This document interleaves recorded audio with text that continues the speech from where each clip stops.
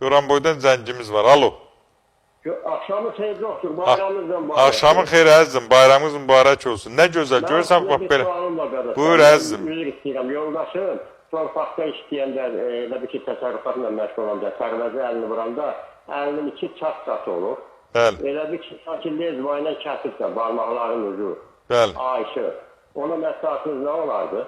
Mənim məsləhətim olardı ki, onun əli qupqurudur əlinin içi. Dəri qupqurudur, quru. Ona görə yandırır, ona görə ağrıdır, elə deyilmi?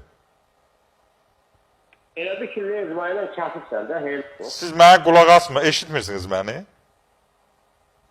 Məni eşidirsiniz, yoxsa eşitmirsiniz? Eşidirəm. Deyirəm ki, əlinin içi qurudur.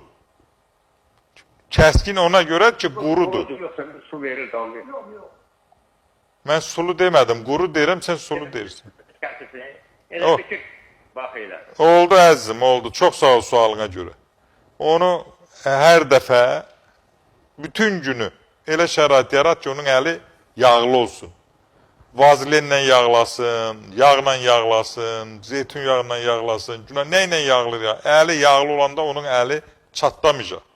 Əli ağrı verməyəcək, narahat eləməyəcək. Görsən alınmır, onda gəlirsən doktor Seyfəddin klinikasında məlhəm verəcəm. Onun əlindəki o problem həll olacaq. Çox sağ olun, sualınıza görə.